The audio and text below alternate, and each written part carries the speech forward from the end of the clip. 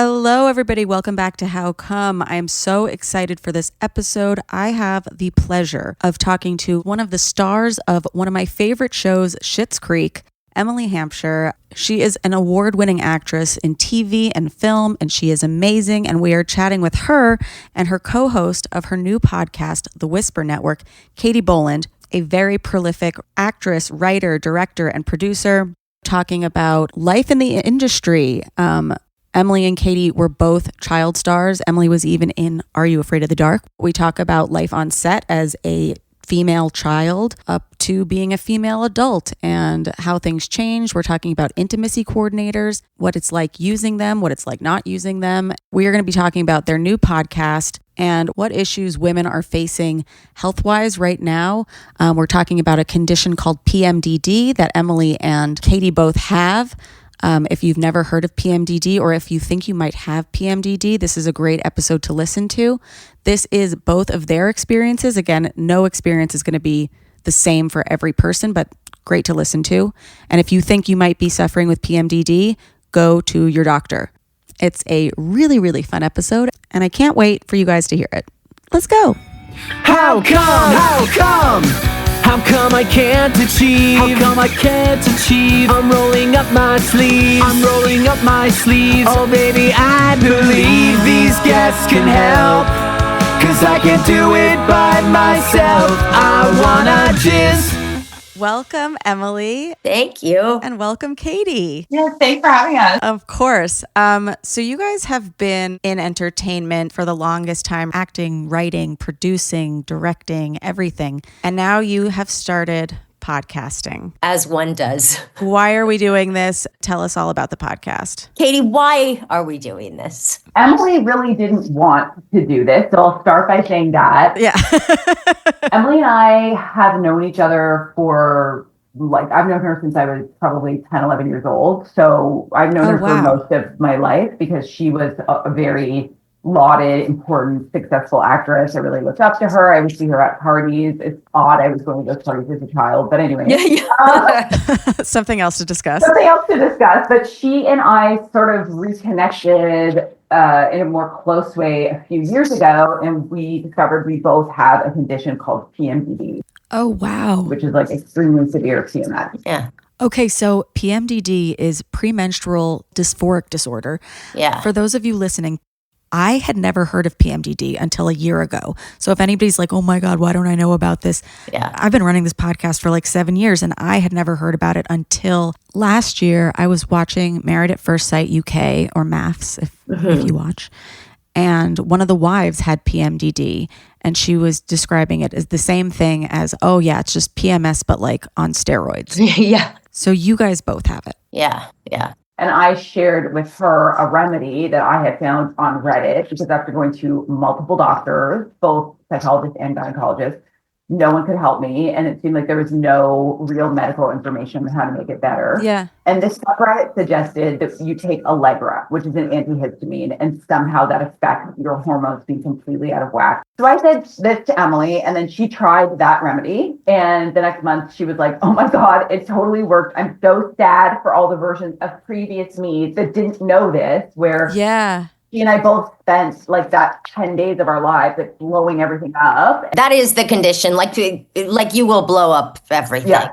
I went home that night after hearing that news from Emily, and I was like, Emily, we should do a podcast about this that could be a resource for women to learn all sorts of things about their bodies and different conditions and their sex lives and disease information and why female health is so understudied and underfunded. Will you do this with me?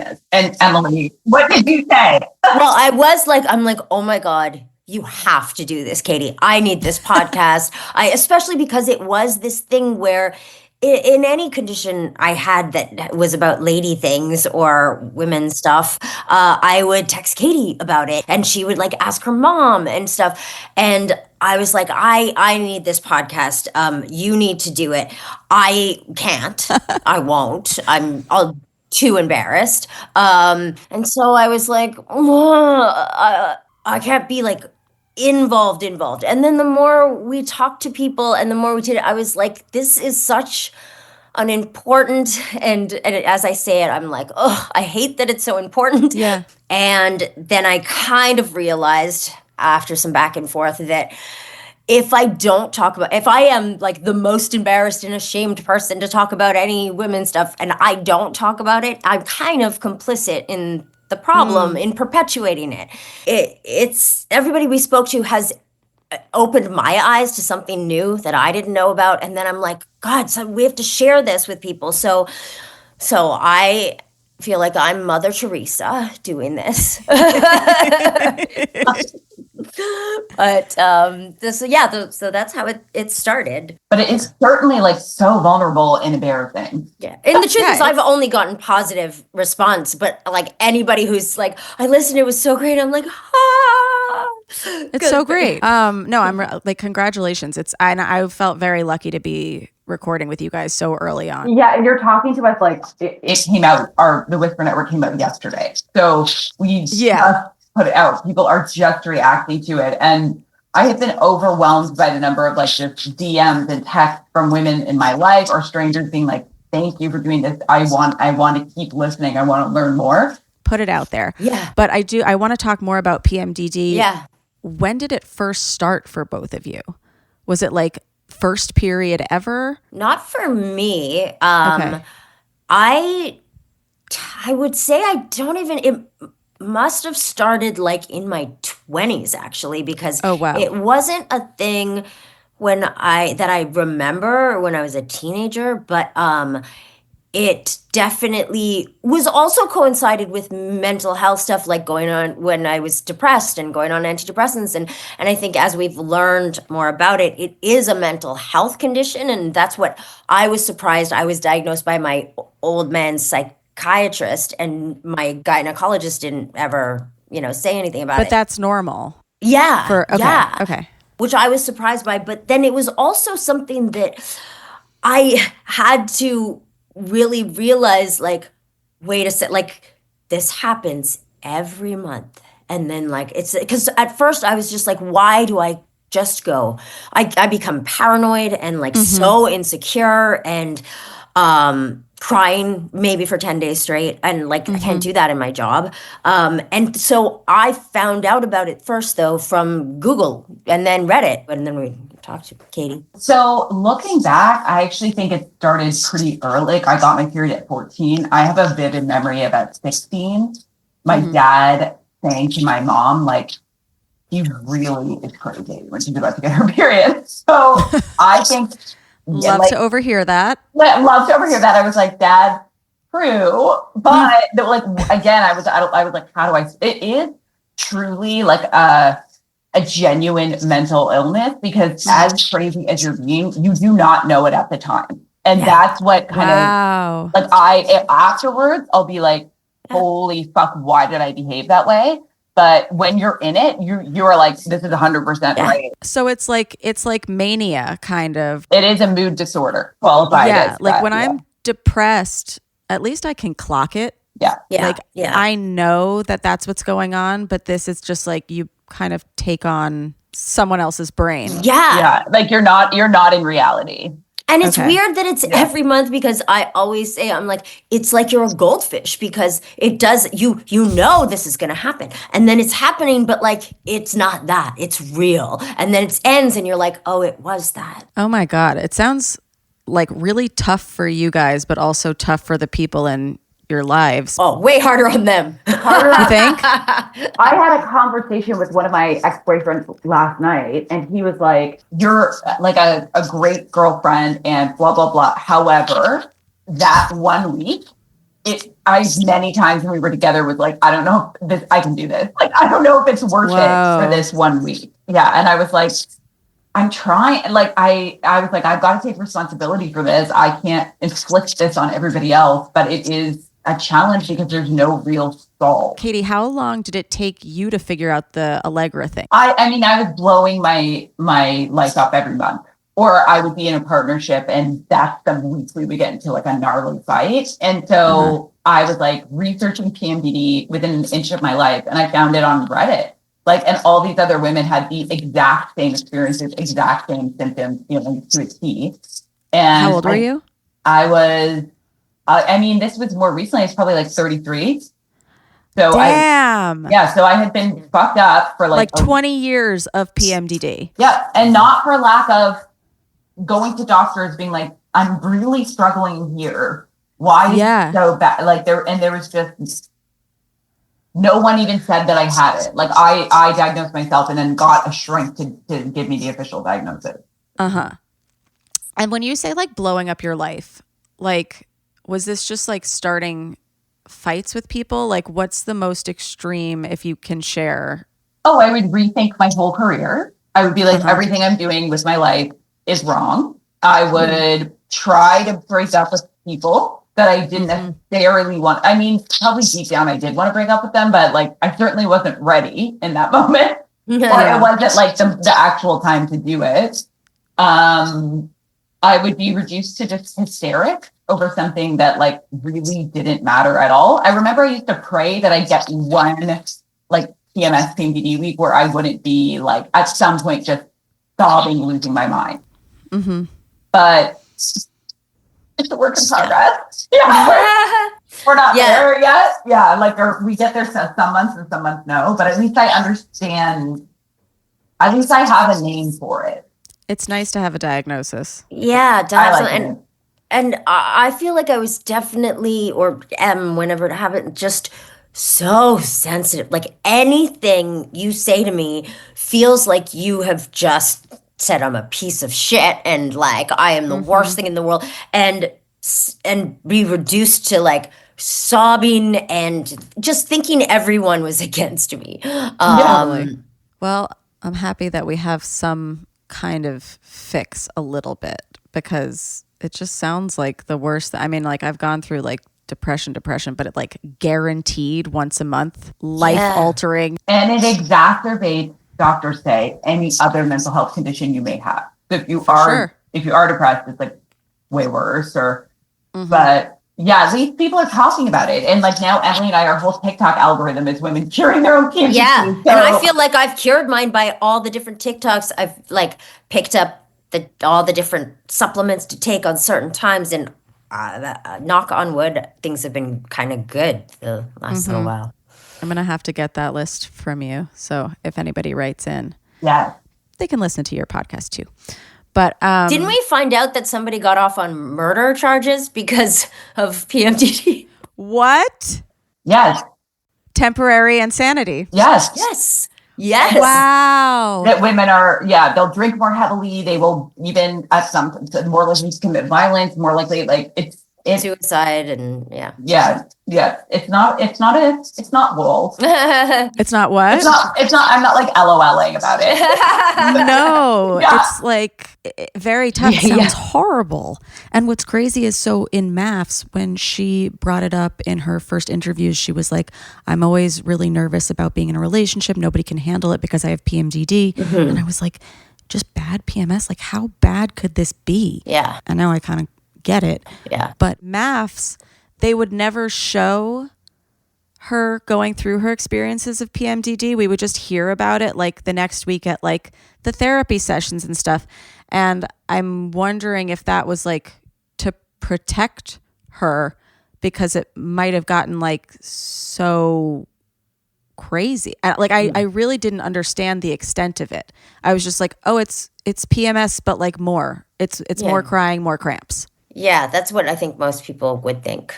And I think now that we know, like the mood disorder of it does feel like exactly what you were saying about mania or bipolar, something that there's a switch that goes off. Back to the whole reason why we're doing the podcast, a lot of women are doing their own sleuthing and investigating, and people have found taking an antihistamine, taking Pepcid, as well as birth control and an SSRI does seem to help, provides a lot of relief. But it's still, no one has done a real study into this, and no doctor will be able to tell you what to do. Yeah, I was really curious about the antihistamines of it all, because I'm like, what does it just make you like sleepy so that you can't become another person? No. But antihistamines, it says, may help with PMDD symptoms because they block histamine, which can contribute to PMDD symptoms. However, antihistamines have not been approved for treating PMDD. Maybe that's because there, again, isn't that much research into it. Yeah. So, but it says that they may help with mood, sleep, and cramping. yeah. And then it says other ways to manage PMDD are diet, eating low histamine foods like fresh fruits and vegetables. Chasteberry, a supplement called Chasteberry, may help reduce PMDD symptoms. And antidepressants, like you guys were saying, Zoloft may help. That's just a quick Google. But again, consult a healthcare provider, especially if you're taking other medications. Yeah, we had a doctor on who explained it quite well, and I will probably butcher it, but we'll get you that clip to play. Okay, cool. Yeah. But it's definitely estrogen and histamine are linked. Yeah, they're linked, which is funny that they would never study that for all the estrogen things. Yeah. But well, I mean, we've mentioned this before, but women's health, it is understudied. Like even crash test dummies, they only had male ones for a really long time. wait, really? I didn't know that. Yeah. Like I think it was like recently they were like, should we like do some with girls? Oh my God. Yeah. You know what I found out today? Just because someone had listened to the podcast and wrote to me about what their thoughts about it. The chainsaw was invented for childbirth to cut women open. Wait, no, Katie. Yeah. It's true. And it's like not only is it so underfunded and understudied, it's criminal, but the amount of pain that women are allowed and expected to go through with no help, even in this modern society, like it blows my mind. We all need to be screaming about it. Screaming and whispering on the Whisper Network. Yeah. Well, I know you guys are Canadians, but our National Institute of Health's Office of Research on Women's Health, the page has been taken down since Trump entered office, along with a bunch of other pages having to do with like AIDS and CDC advisories and LGBT stuff. They've made it now just LGB. And it's horrifying. I hate all attacks on trans people, but like attacks on trans women are still women's issues. Yeah. And the fact that they keep being like, we're doing this to keep cis women safe. Like, since when do you want to keep cis women safe? Yeah.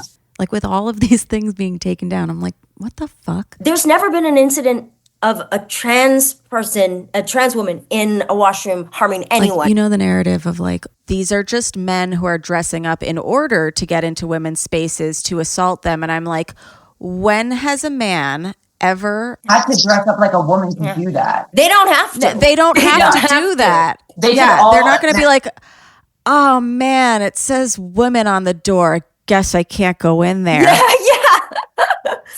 Like there's not a bouncer. Trump never needed to dress up as a woman when he went backstage at Miss America to ogle the girls naked. Yeah, he was bragging about it. He was like, I go in there to like see the stuff. Well, they're changing. Yeah.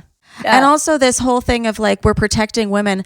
Hey, there is so much more protecting of women to go around out there. Oh, yeah. Like this is the top of your priority. What about being able to get an abortion? Yeah, but also if it's just assault point blank, when else have you, and I know you can't speak to every blanket person that is against one issue order, but I very rarely have seen them speaking out about rape or domestic violence or anything else that having to do with women's safety, unless it circles around trans women. Well, I think they can't because they're the ones perpetrating it. They're perpetuating it. It's kind of hard to say like they're against sexual assault because that'll bring up their sexual assaults. And it's like, then Pete Hegseth, what is he going to say? Like, he's like, no trans women in the military, but like, absolutely, I sexually assaulted a woman.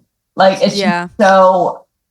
Anyways, but it's also such a smokescreen too, because it's like, it is like 1% of the population. It's not a problem. No. It's not. And to make such a big focus about this, because like, I can wrap my head around, you know, people don't want to be forced to do one thing or another. And like that certain, I think sometimes the pendulum has swung in cancel culture of like, I know I've been afraid sometimes to mess up the LGBTQ.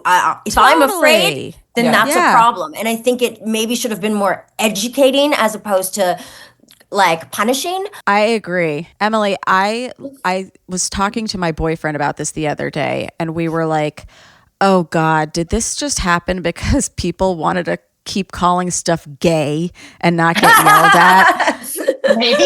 Maybe. Yeah. Like, we were joking about it, but he was like, honestly, like, people forgot how to talk to each other, and it was very accusatory. And I remember a time where like people in my family didn't even want to be around me because they were like, I feel like I'm walking on eggshells. And I was like, I also feel like I'm walking on eggshells. And so I don't want to like absolve people who are genuinely hateful, but like the people who are like doing their best, like let people fuck up a little bit, because this is where it's ended up. Yeah. One of the best things that happened was on my Instagram. I had posted something saying someone's my spirit animal, and there was all these comments about, but there's a bunch of comments saying, you know, we don't say that anymore because of this. It's and a Native American saying. like, I had no idea. And then I was educated. I'm like, oh my God, thank you. I'm sorry, I won't do it again. And thank you for educating me. That's the way change happens. It doesn't happen by being like, you're a terrible person. You're evil. Yeah, because you're a bigot. Yeah. Yeah, that causes an uprising of wanting revenge in some way. We did a podcast with my friend Selma where she was talking about having taken off her hijab for the first time. And I said, oh, did it feel liberating? And I just kind of meant it in the way that like, I find clothes kind of like annoying, you know, like doing your hair is annoying. I also have heard that, I mean, it's combined with, I've heard that religion, like, and freeing yourself from religious practices can feel liberating.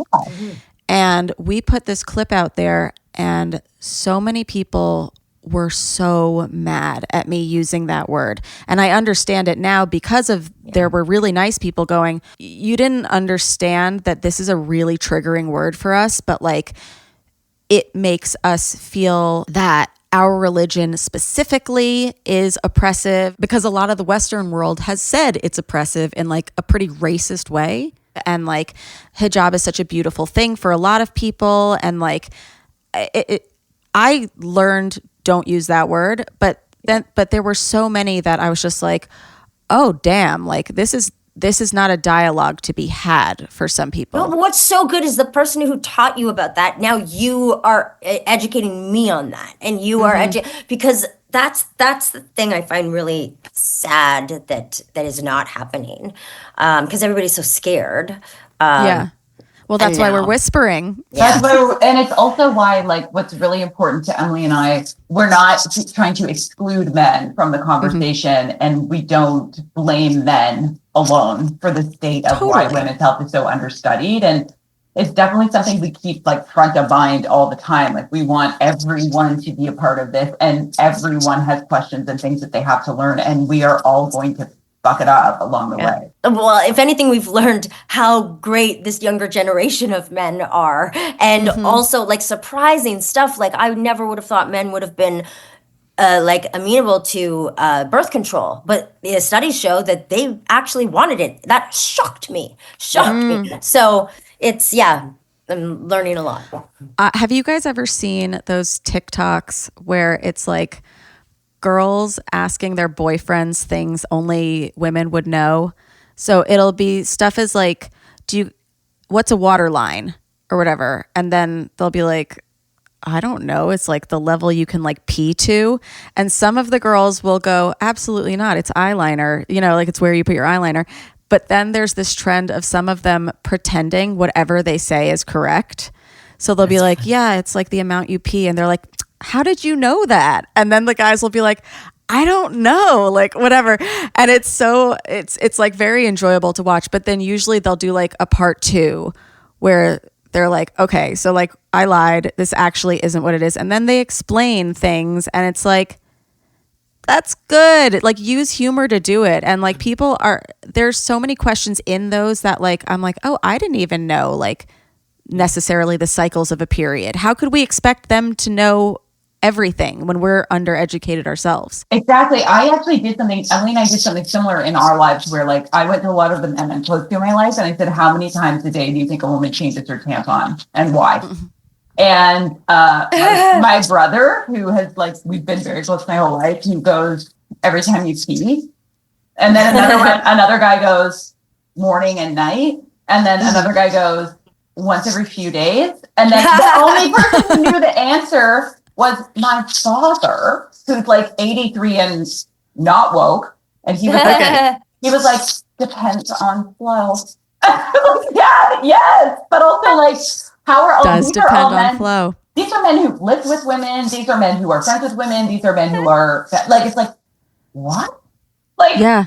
But we're not, probably because women keep it a secret too. Yes. Mm-hmm. Yeah. Yeah. I'm like, yeah, I guess every time I pee, if it like does that thing where it like shoots out because you've just peed. Yes. Or the string is really wet and you're like, this is uncomfy. But It's time. It's not I pee so much that could never be. See, for me, I've just decided that every pair of underwear is period underwear. And I'm like, I'm free bleeding. There's not enough for this to be a problem. We're done. We're done with tampons unless it's like a real heavy day. Different strokes and different flows. Mm-hmm. So besides PMDD, you've done other episodes. What are we whispering about? And are there any specific topics, stats that have like really surprised you over the course of the podcast so far? Well, your episode was amazing because a lot of women are not being honest about coming. Yeah. And how often they do. When you taught us that interior orgasms are clitoral because of how the clitoris is shaped. Like the horseman. Like the horseman or the cowboy or whatever. The cowboy. That was really mind-blowing. Armless cowboy. We had Dr. Emily Hampshire on, who's done a lot of really groundbreaking database research on pregnant women. So we learned a lot there. Like basically everything we accept women can't do, they kind of can. And like when she said pregnant, bed rest wasn't a thing. Yeah, she was like, bed rest never ever will make anything better. Absolutely, you can drink coffee. Yeah, you're okay to have like a few drinks here and there.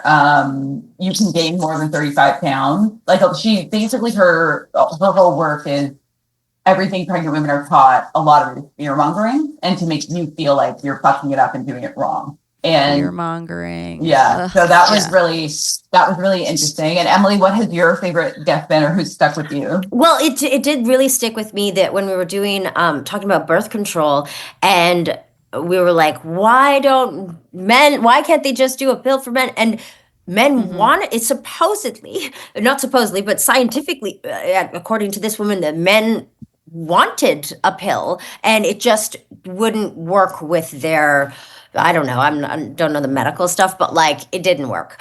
But the fact that they wanted it was... they were having some side effects. let's be fair. And it was like they're like cramping. I don't remember what they were, but it was like, yeah, that's Tuesday for us. Like, it was push through. It was headaches and weight gain. Oh, and that's moodiness. Oh, pobrecita.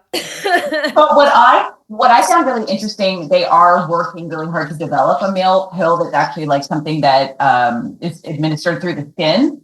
And men are really interested in it. But yes, since when? Since Roe v. Wade was overturned. Oh, I forgot about that. That makes sense. Wow. So it's like, it's not, well, we women don't have that option in many places anymore. So I guess I'll take something. Yeah. And also, no, we don't have the option to ask for women to get an abortion because I think it's like the last ditch effort. I don't know. I personally like having birth control be on my terms. Right. I would like it if they had the option too. But I'm like, I don't know. If I was like dating randomly, like I'm not going to trust any schmo that they're shooting blanks. No. No. But there was something in our episode where we were talking about sexuality. And I think, Emily, you said that you learned so much more through having sex with women than with men. When did that start? And like, who was your first? Not who, but like, you know what I mean? Well, what's funny is that I never considered this, but like because I didn't think this counted, but in retrospect, like all my first experiences were with my best friend in high school, like secretly, but it was practicing for boys, which I really believed. And I don't know that that's not true. I don't know that, but I do know that all that stuff, if I look back on it and see, it just wasn't even possible then to like a girl in that way. But did all the stuff. And it was gay as hell. Oh my God, the gayest. Like so gay. And also so too young to be doing like that. I would never have done that with a guy at that age, because that was like, have a guy like go down on me? Like I would never, very young. Anyways, but the first time as an adult, it was just this kind of communication between me and the person who, it was all about what you like and what you, it's just like shocking to me that even in terms of even dating, I used to never even think if I liked the guy, they liked me. And so I think that permeated everything. And then even sex was like, well, what does he want? Yeah. And that's how I do? Learned about sex, is like, you got to be good at that. Like never about and I think that's what we've been learning in the podcast too, at least for me. This really stuck out, this idea of your own pleasure, that is something really bad for women, to take time for themselves, to have any pleasure. But just even being like the actual pleasure of it, it's somebody who kind of knows what like just what everything feels like to a certain extent, where a guy doesn't. And it also changed my perception of like my own body image, because I realized that where I used to judge myself through the male gaze of like what I thought that men wanted a woman to look like, suddenly I'm looking at a woman and being like, I am so attracted to you like this, and like not, and I would seek out porn like that. Like it's hard to actually find porn that's not like porn starry or perfect, or it's actually more attractive to me because it's just more real. It might just be me that like I like documentaries. No, I found the same thing when it comes to body hair and birthmarks, that I always thought it was really gross for me to have body hair and birthmarks. Wow. And then there were other like female comics that would post really raw, unedited pictures of themselves with either leg hair or armpit hair or pubes or like even a little mustache, like where I was like, oh my God, I can't believe they're showing that. But I was like, but I still find her hot. And then like this one had like a ton of birthmarks, and I was like, wait, are we just like a chocolate chip cookie? Like we're so yummy. Yeah. That's like, did you see that TikTok thing about full bush in a bikini? Full bush in a bikini on Etsy? No. Oh my God. Just type that in, and there's this woman on TikTok who was looking for a bathing suit on Etsy, and someone was showing how the thing fit in those pictures, where like what it really looks like. And I guess I couldn't find the picture. And I there's looked full for it. bush. And there's full bush in a bikini. And the way this girl goes on about, she's like, and I was like, yeah. It's just so revolutionary. That being said, sometimes I'm like, I don't like how hair looks on some person or me, but that's okay. It's all like preference, and it's all like very eye-opening. I think what the work is too, or like what I'm certainly trying to do is like, what do I think? What do I like? Not like what will this guy like, or what is the expectation from this person that I'm dating? Like that is sort of what I'm trying to get over, because honestly, like we had Jamila on the podcast, and she was like, men will eat what you feed them. Like, do you know what I mean? Men are not that concerned about that stuff.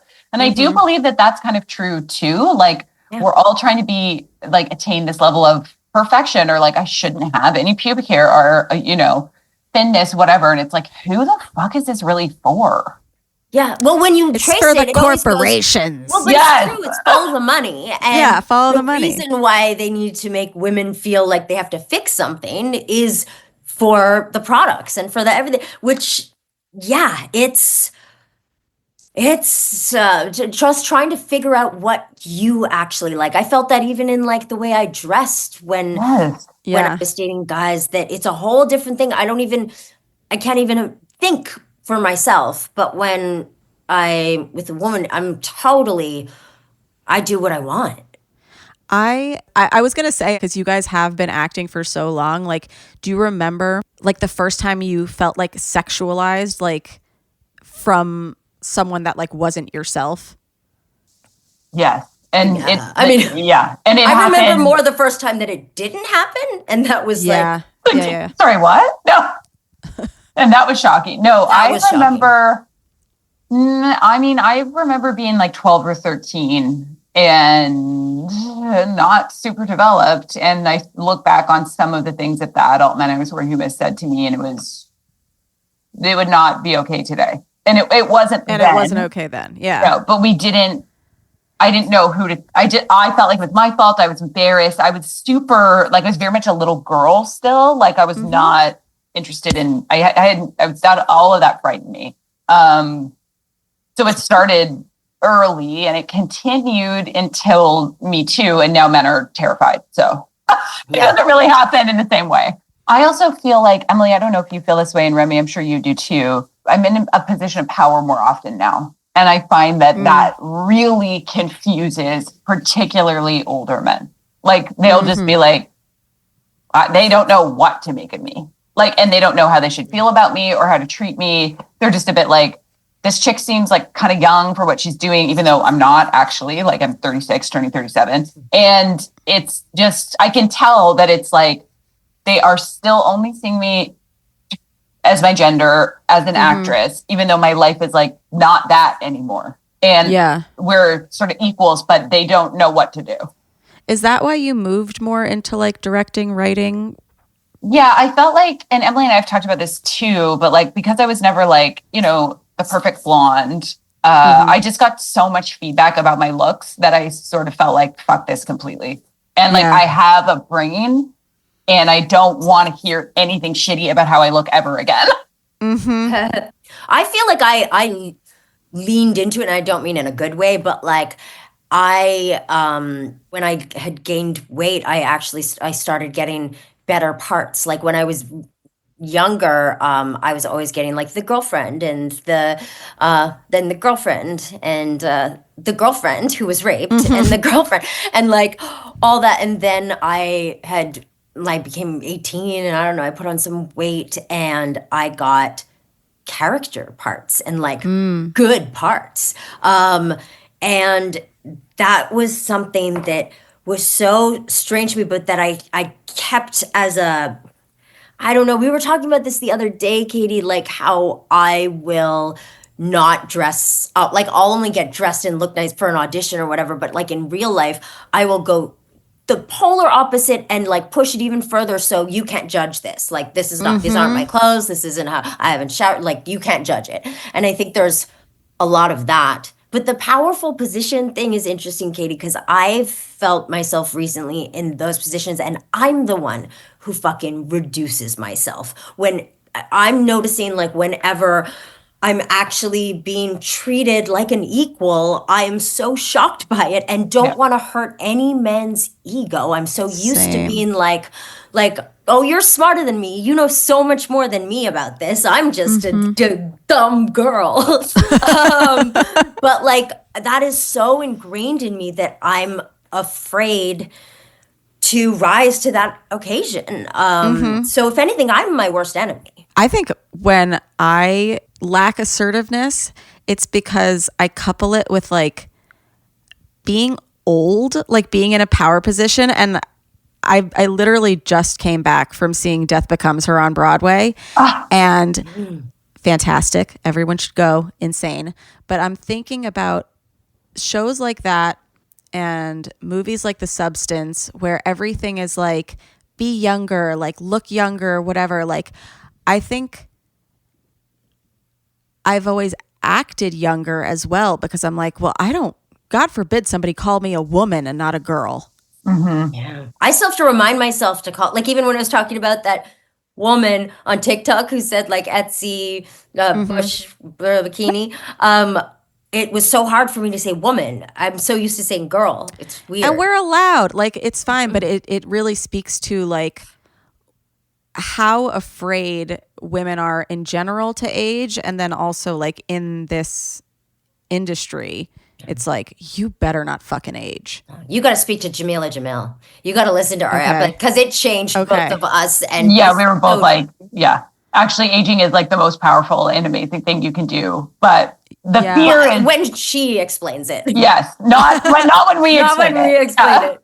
No, you guys are great. And I'll listen to that episode too. I think she's fantastic. I wanted to get back to sexuality and stuff. Katie, are you straight or like what's?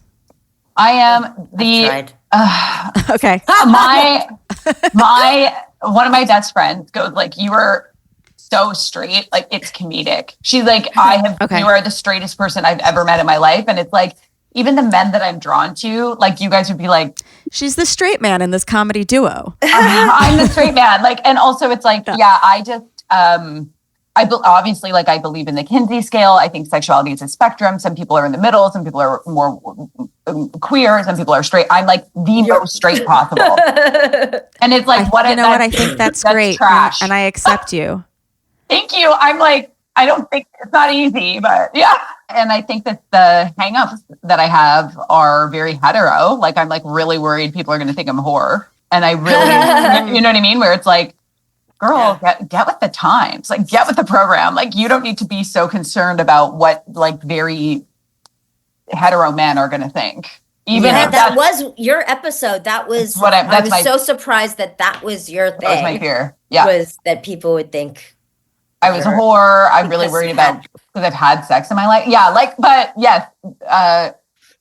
Listen, being an extremely straight woman in this moment in time is interesting just because of everything that is happening between men and women and like how men are feeling, how we're feeling. But yes, I'm here to represent those girlies. The like handful of us that are still there. Yeah. I think nobody believes people when they say they're straight anymore. It's like, no, they're out there.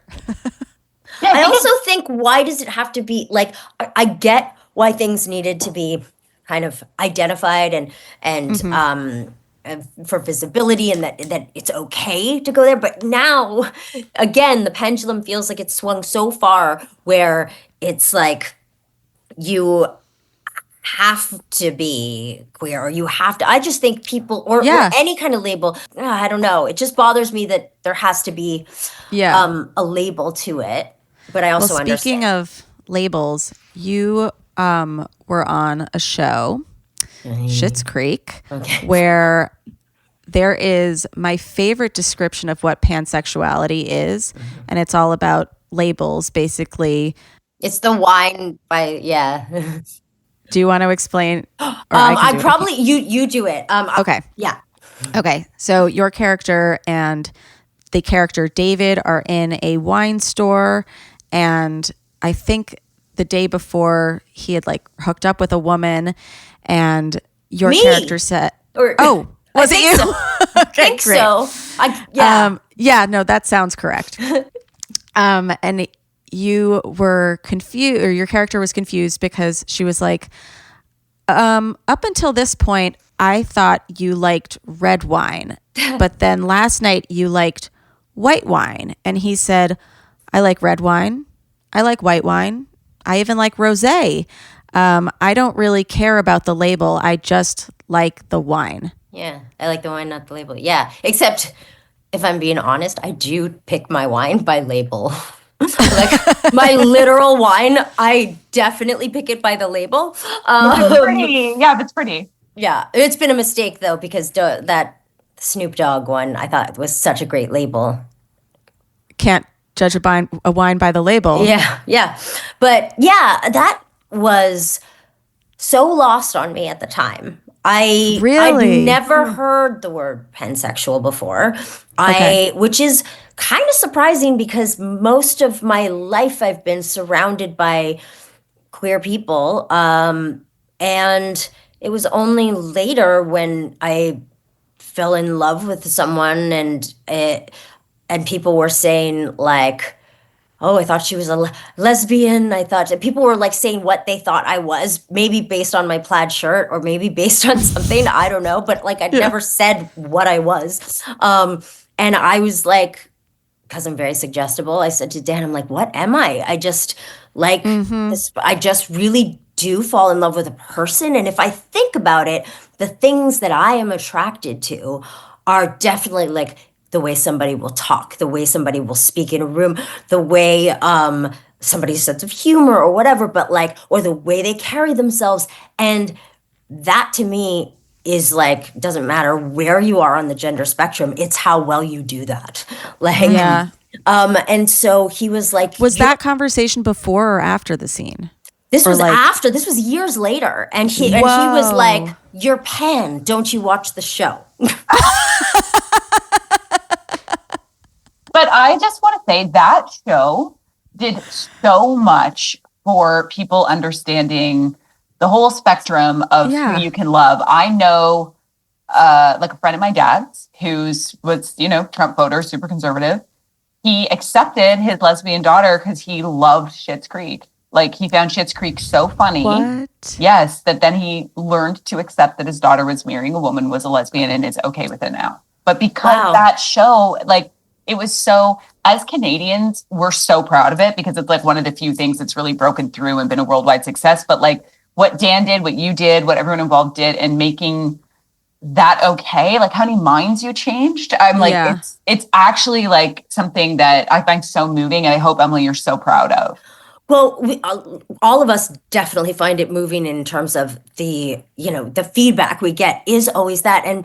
But at the time, I mean, and this is totally credit to Dan because so much of this, I didn't even have a clue about. I remember him talking about in the writer's room, they were talking about when Patrick, I'm not sure if it was in the show, but it was something about how writers talk about when the characters are going to kiss. And like with a guy and a guy, it was like, oh, we don't know. And why can't it just be like a normal relationship, like any relationship? And he just really normalized everything in a way that I didn't even realize it wasn't normalized.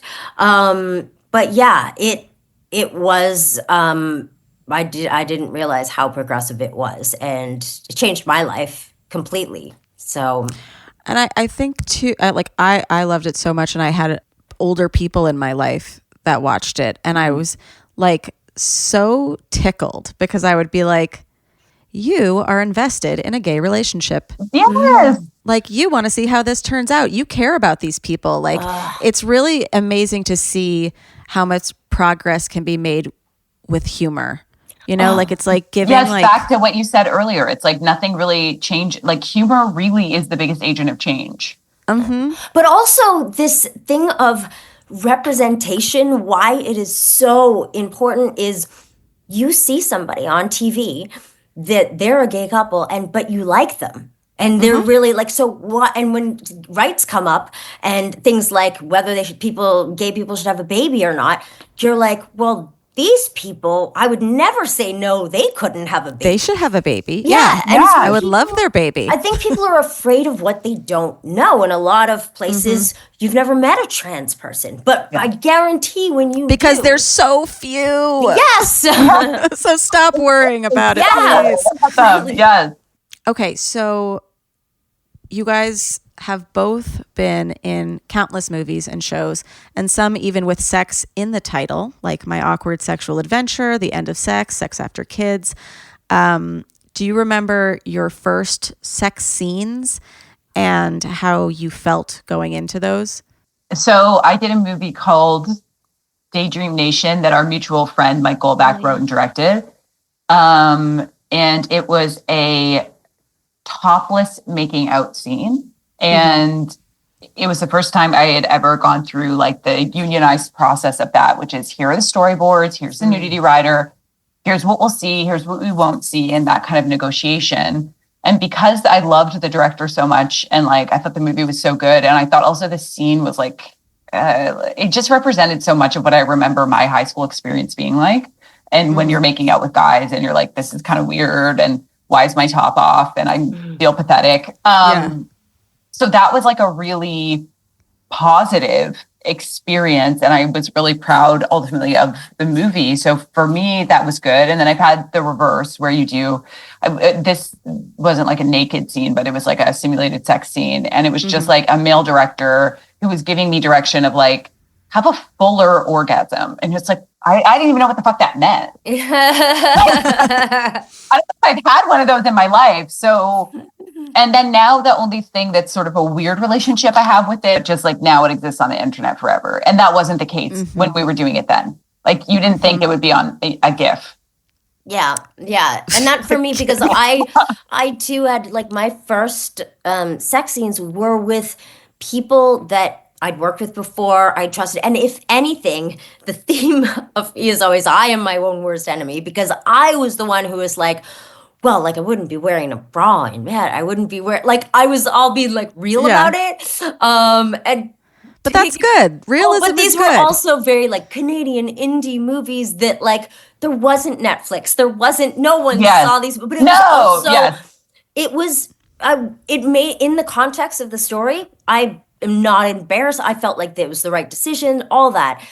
And now years later, for those things to be piecemealed out as gifts and as like where it's totally out of context, that is embarrassing. Well, it's not so much embarrassing to me. It's like I kind of feel it's rude, honestly, it's rude. to take it out of artistic context. It kind of feels like somebody and like taking violating your personal I wanted to say violating. I was scared to say violating because I felt like I'd be like saying something that was too much for a thing. But yeah, it does feel violating, and it has made me so scared of doing. I would never do one now. No. Yeah. Unless it was like my own project that I was directing, and even then I would be like, don't do this. Like it's going to be on Tumblr. Like it's going to be, it's on. But I also have this thing where I never want to cause problems. I know it's this, you have to read this Gina Davis book, Dying of Politeness. And I definitely have this disease of wanting to just be pleased and be, not rude to anyone, make sure everything's okay. And it's like, so always, I'm always the loser. I always lose out on things. So yeah, I feel like I've actually had really good experiences and I made them worse. No, it's the people who made the GIF who made them worse. And there's like a lot of talk about intimacy coordinators now. Did you guys have those? Or have you noticed a difference when you don't have them? Well, I only recently had those, and it blew my mind how good it is. Not only for you and the sex, because when there's a sex scene, everyone gets weird. Everyone on set, and it's like you can't even talk to your director about the actual scene, which is to me what the sex scene should come from, right? And it's got, if there's a sex scene, it's usually there's a story to be told within that, and sometimes I want to know the purpose of things, but then people are afraid to say the wrong thing or whatever.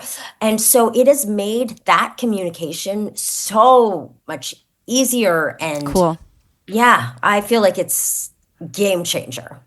Yeah, I've worked with them not as an actress, but as a director. And that process is really interesting because you have to show them your whole shot list. Oh, yeah. And deep, real storyboards.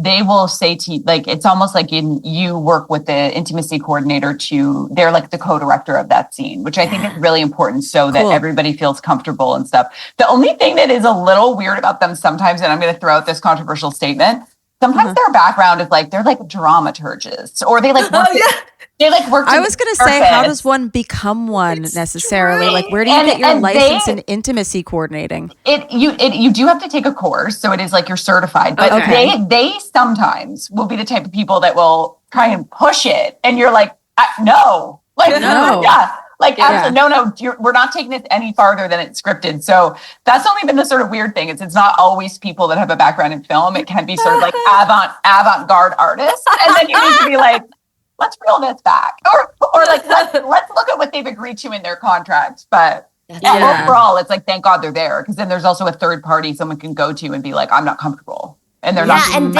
they'll do something for, like, I remember I was like, I didn't want some part of my body shown or something. And they were going to put a shirt down or something on the bed.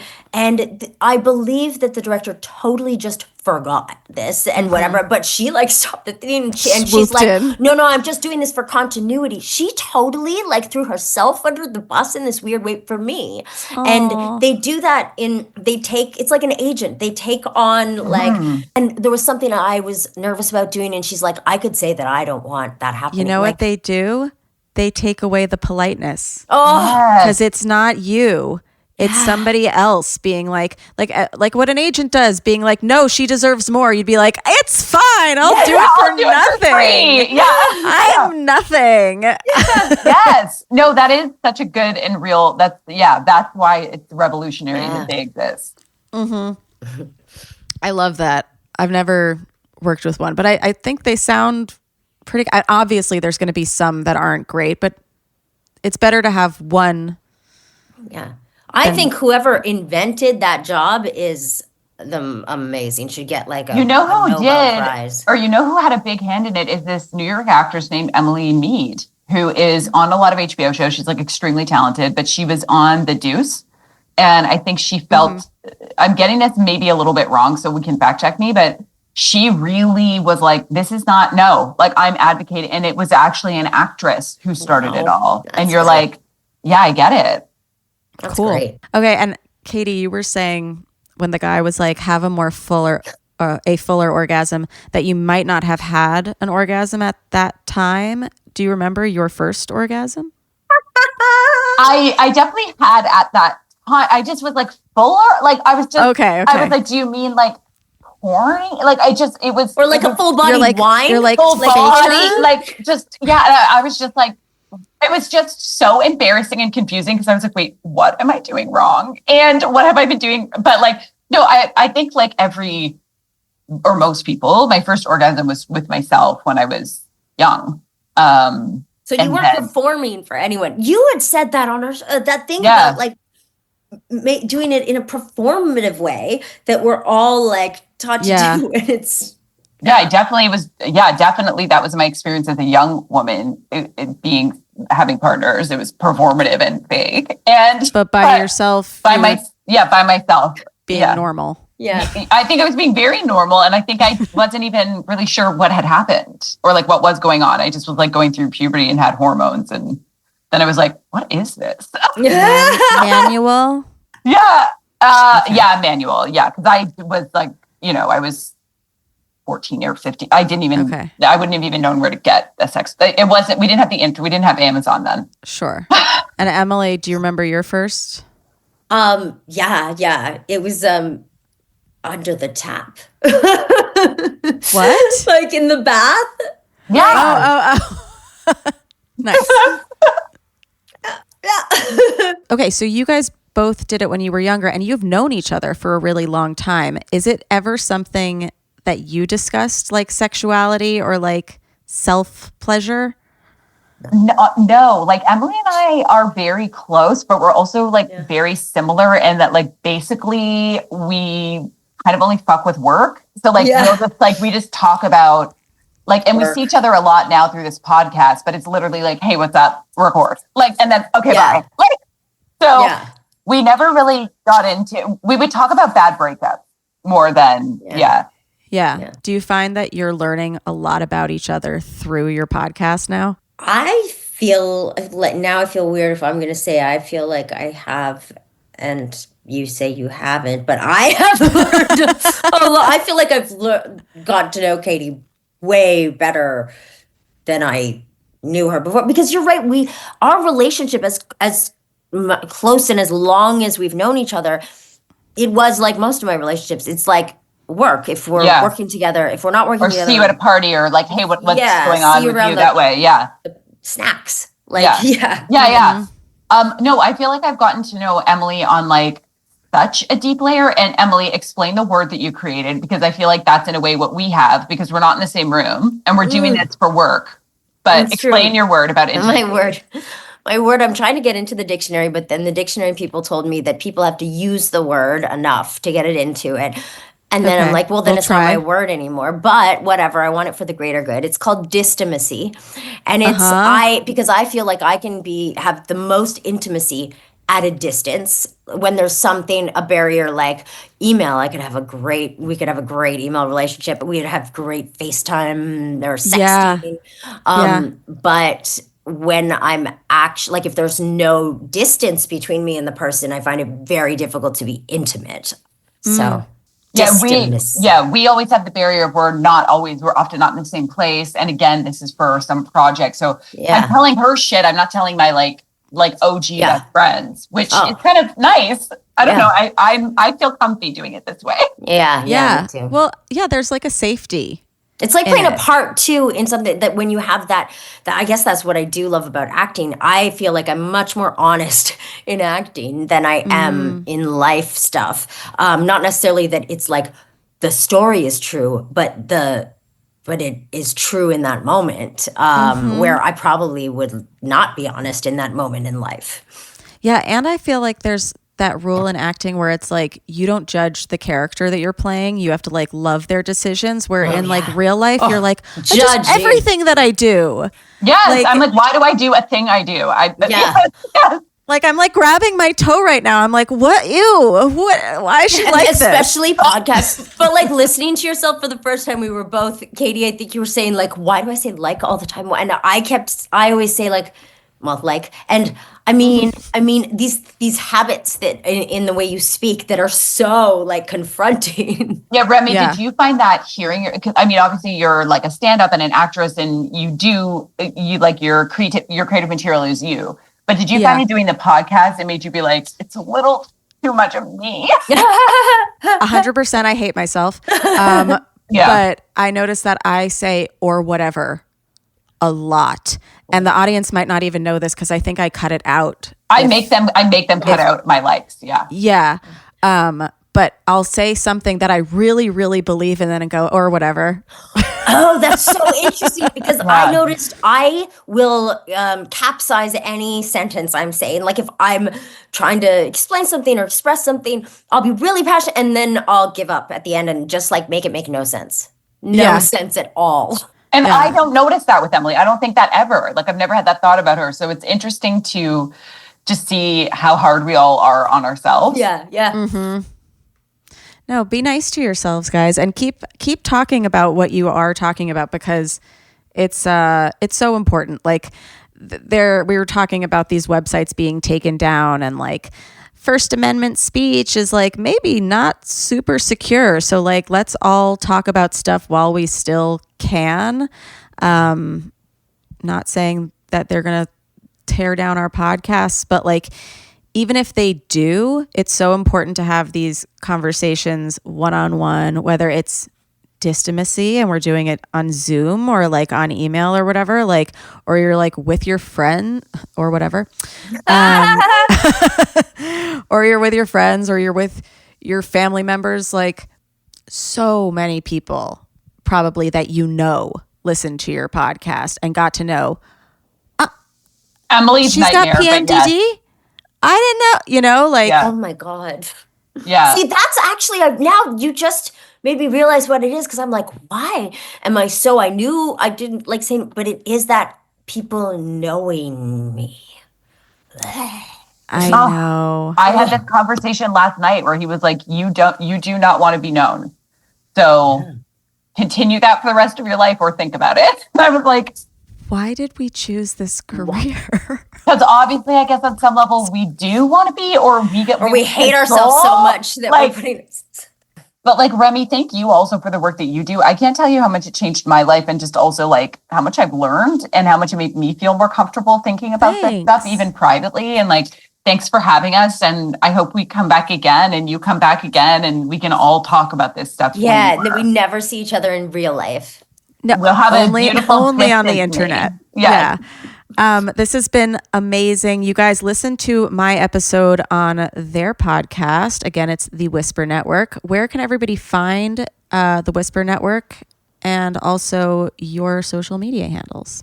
Anywhere you get your podcasts, you can find it. We also have a website called the whispernetworkpodcast.com that will set you up with all of our socials. On Instagram, we are the Whisper Network Podcast. And my Instagram is Katie Boland 13. And mine is Emily Hampshire. Just Awesome. Pretty straightforward. Yeah. I just have to ask one more question, which I have to ask everyone after a sexual experience. Katie, did you finish? Oh, yes. Emily, did you finish? Yes. Yes. Thank you for coming. That's funny. Get it, Katie? Because she's thanking us for coming. I'm also like, how did I not get that? I like worry about my mental capacity. I'm like, what? Oh God. Anyways, yes, I came and I loved it. You guys, I came as well. Thank you so much for listening, and we'll see you next time on How Come. Bye. Bye. It's not you, it's me. I try so hard to finish honestly. They say you'll know when you go all the way from A right down to O. Oh no, I think that I still got a ways to go. Oh, I'm sick of this and I have got to know. How come? How come? How come I can't achieve? How come I can't achieve? I'm rolling up my sleeves. I'm rolling up my sleeves. Oh baby, I believe these guests can help. 'Cause I can't do it by myself. I wanna jizz. Emily, you were actually on one of my favorite shows. Schitt's Creek. Are You Afraid of the Dark? Touche. Also good. No, also great. Both amazing shows with life-altering impacts. Hi guys, it's me. I don't really have a Marvel section this week, except for that I got to go to the SNL 50th concert on Friday night, and it was so fucking cool. I saw Cher perform live. I never thought that would happen in my entire life. And I saw the Backstreet Boys, and I saw like Paul Rudd singing to the Backstreet Boys, and oh my God, it was crazy. The chemistry in the room changed when the Backstreet Boys came on stage. Like we all became pubescent teenage girls, so horny for these five men. And like adult Oscar-winning men involved in that chemistry change. It was awesome. Those guys need to tour more. I love them. And I love you guys. If you like this episode, DM us. We've been getting a lot of great DMs recently of like stories that you guys have sent in or questions or comments. And yeah, PMDD, something I had never fucking heard about until a year ago. And now it's pretty prevalent. I've even asked some doctors recently. I'm like, do you know what PMDD is? And they were like, it must have changed names. This is a male doctor who I'm related to. And it's not my dad. My dad knew about it. But yeah, needs to be studied more. Women's health under attack. Listen to the Whisper Network. Listen to my episode on it. And I hope you liked this one. Okay, bye.